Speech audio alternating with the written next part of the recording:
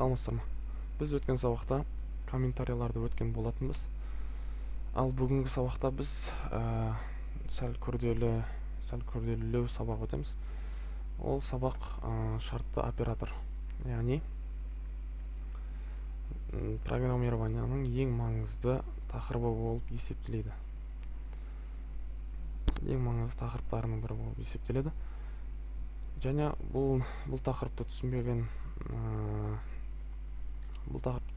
түсінбеген бағдарламашы ойлаймын енді сәл жағдай қиындау болады деп өзінің жұмысында. Ал түсініп, көп эксперимент жасап, көп есеп шығарсаңыздар, онда бәрі жақсы болады жұмыстарыңызда. Так, шартты оператор үшін бірінші қарапайым бір мысал ретінде бір айнымалы алайық. X деп. Және X-ке бір сан меншіктейік, мысалы, биыл 2014. Яғни X 2014-ке меншіктеп тұр. Енді шартты оператор былай жазылады.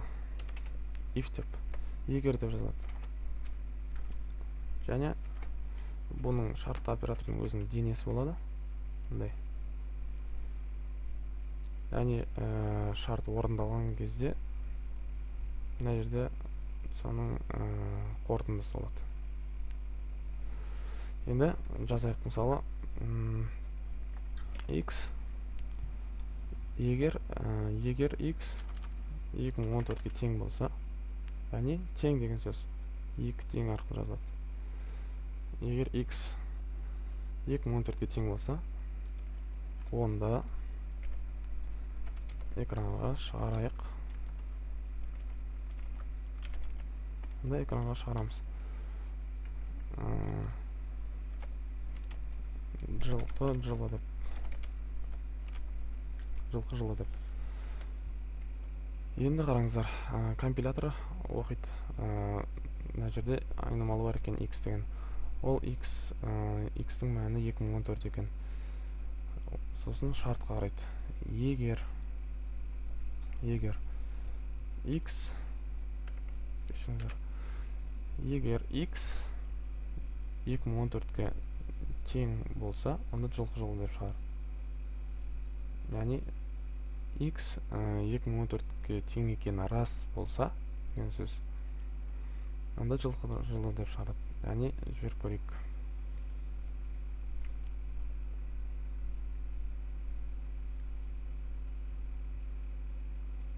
Яғни рас екен. Рас болғанда қалай? Яғни біздің X-іміз 2014-ке тең екенін өзімізде көріп тұрмыз, өйткені өзіміз жазып тұрмыз. Ал енді басқа қарама қарсы бар. Яғни егер 2014-ке тең болса, жылқы жылы шықсын. Ал егер тең болмаса ше деген әңгіме бар. Ол else деп аталады. Яғни else әйтпесе деген мағына. Әйтпесе деп басқа қорытынды жасақ болады. Мысалы,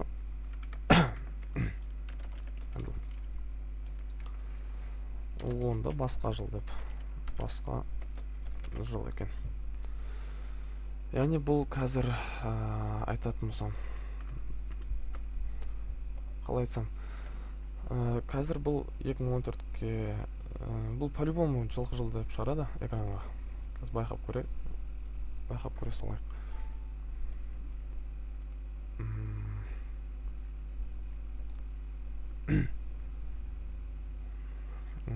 Неге? Өйткені X 2014-ке тең екені рас, жаздық.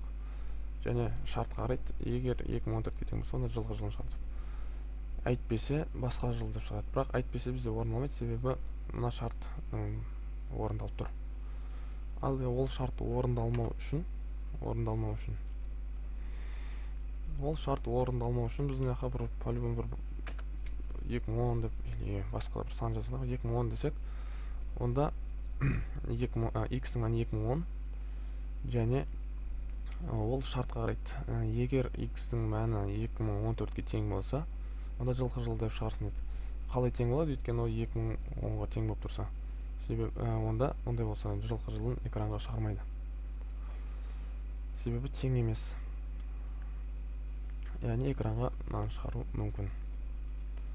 Мүмкін емес, экранға соны шығарады.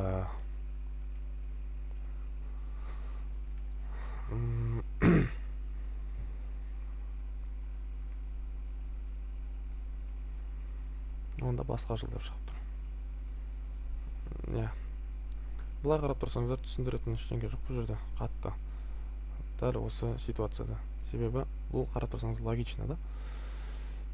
If 2014. Ал x болса ба 2010-ға тең болып тұр. Онда басқа жыл. Енді шартты операторлармен танысайық. Яғни бұның ішінде тең болса және немесе деген шарттар бар. Соның жәнесіне мысал келтірейік.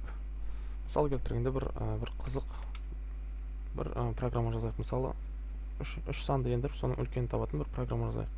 Ол үшін бізге не керек? 3 айнымалы керек. A, B, C деген. Енді бұл үшеуін ендіретін болсақ, яғни бұл үшеуін ендіреміз бірінші. In A-ді ендіреміз.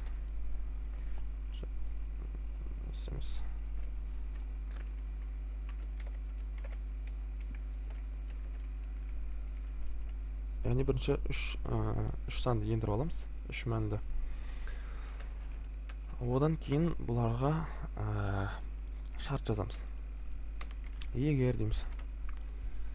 Егер, яғни бірінші санымыз, яғни А айнымалысы бұдан үлкен болса, және дегенді енді осы жерде қолданамыз.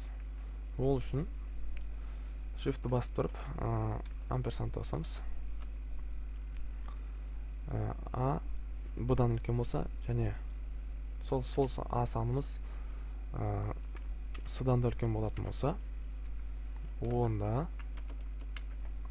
экранға кім шығады? Жеңімпаз болып біздің бірінші санымыз шығады. Яғни А тең максимум деп жазамыз. Немесе былайша қарапайым жазасылайық. А үлкен сан деп. Енді мына жерде бір қате бар. Бұл қате бұларды индивидуально жазу керек. Яғни әр салыстырманы индивидуально жазу керек. Яғни қараймыз. А бұдан үлкен.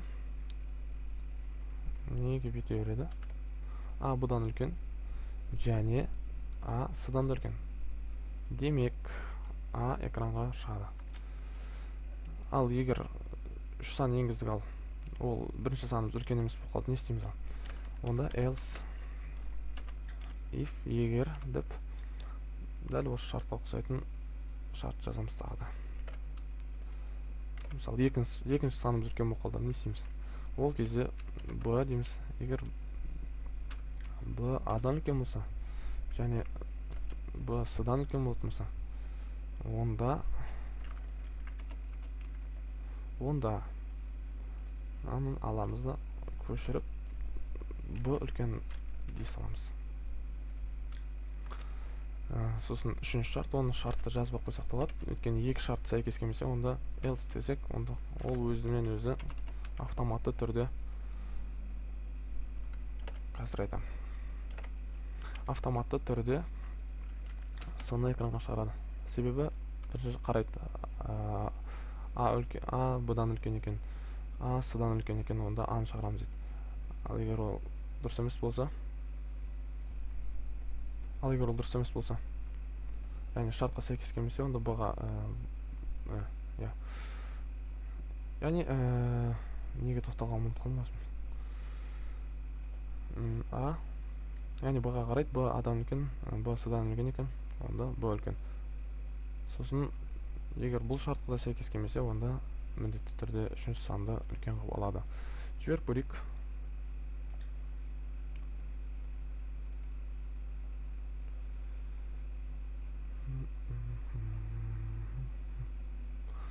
Енді қараңыздар, үш сан ендірейік. Бірінші а-ны ендіреміз, б-ны ендіреміз, с-ны ендіреміз.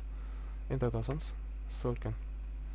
Тағы да бір рет жіберіп көрейік. Енді а 3-ке тең, б 2-ке тең болсын, ал с 1-ке тең болсын. А үлкен. Тағы да бір б-ға байланысты істеп көрейік.